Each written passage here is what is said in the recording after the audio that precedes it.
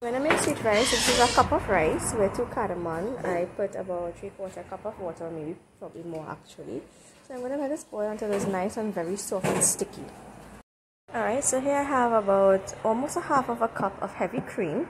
I'm going to put it in my measuring cup. I put the same amount of condensed milk. I'm going to put 1 cup of full cream milk. I'm going to put like a half a teaspoon of elichee powder or cardamon powder. Now, this is not the traditional sweet rice. Oh, I'm seeing that thing there, I need to take that out. Yeah, so this is not the traditional sweet rice, so I like to mix things up a bit, so I'm letting you know. A 1/4 teaspoon of cinnamon or ground spice. A full teaspoon of nutmeg, because I love nutmeg, but you could just put your half of teaspoon if you like, or 1/4. And almost a teaspoon of ginger powder.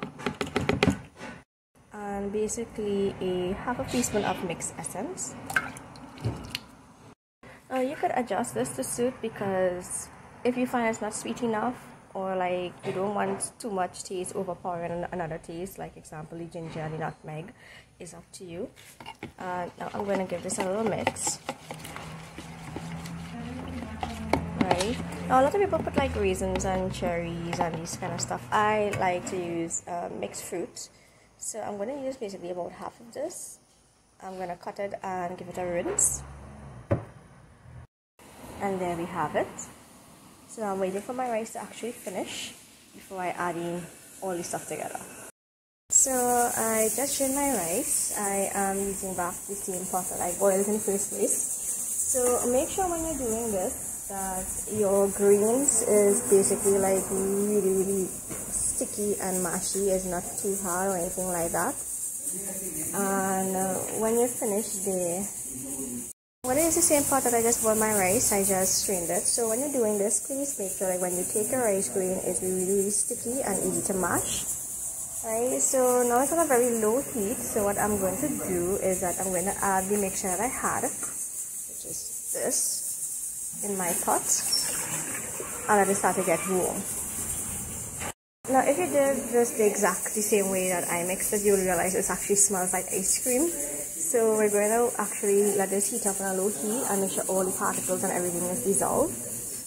As it starts to get hot and it starts to get like, as it's starting to dissolve, I'm going to start adding my rice, 1 pot at a time. And I'm going to mix everything up.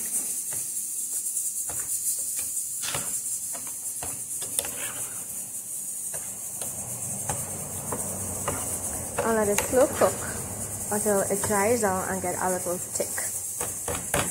And keep turning it so it won't burn or stick in the pot at a very low heat. Alright, so when you've reached this really thick consistency, this is where you can look it off and you're adding your fruits. I mean, you can put your raisins and nuts or whatnot. I just prefer mixed fruits. And now I'm going to mix this up. Right there, make sure the fruit is washed if you're using it like me. And you're going to cover this and let the heat basically allow the fruits to absorb the flavor, and that's it.